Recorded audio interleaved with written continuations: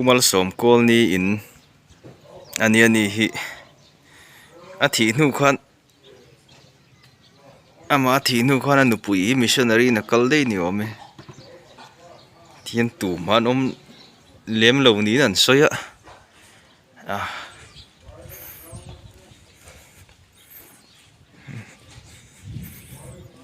nghe là hiền bia te museum về lết lết mà này bia te hi thiếu chỉ sáng sáng hi anh này á museum tên lông đầy chắc mày liền phải cho liền đó mà sẽ thiếu rau bụi đặc trưng này về xem xem mày pu mà sống call nín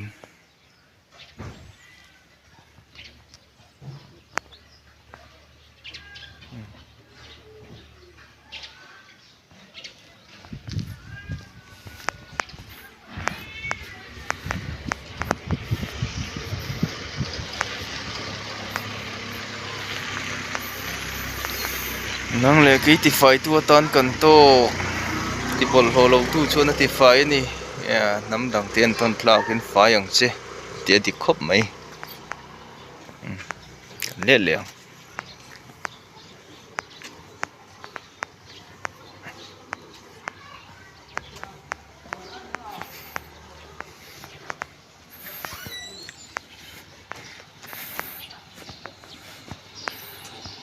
kan fai zel don ti te ama in sir enge mo mai po hi an lo chei nal ria zel ani biate khoda ya elmal som kol ni thlana rei lo te kan han kal lok don ani helai jaro hi ti hi omzia ka helova helai hian samsam ni pathum chang khatna zia ka kanan lut chholok don ani hi anma ni ram ni tura kanan ngai nguta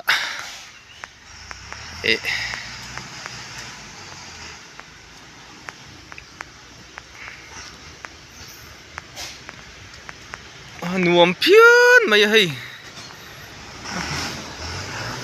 un ma te cha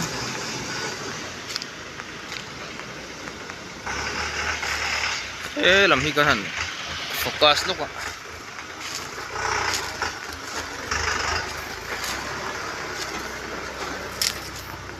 lam hi than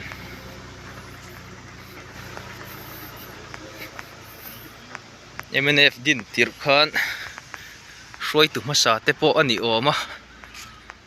pumal som kol ni hi nei hela hi than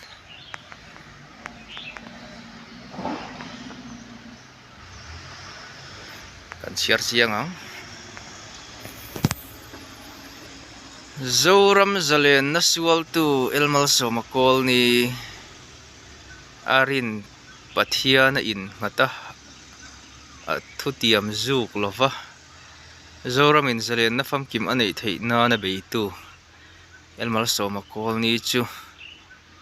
anu puile mangai te thlak hlel em lain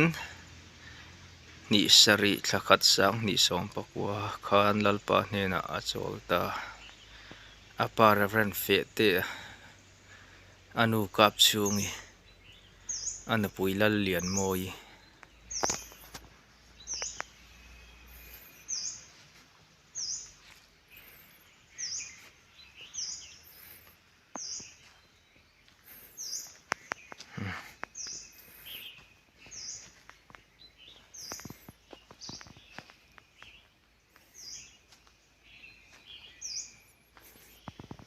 là hiền thon khil phiền à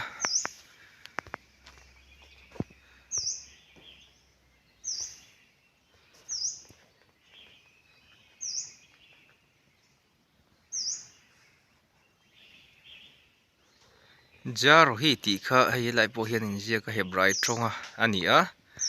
lalpa chamin veng tu ani ti na ni am motora te in le lawa te zia lan tel deuh zia lani he lai an ram ni tu ra nga yang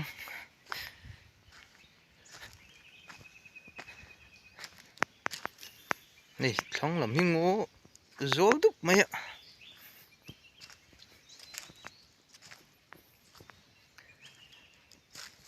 Thiên hey anh nuông em mày nè.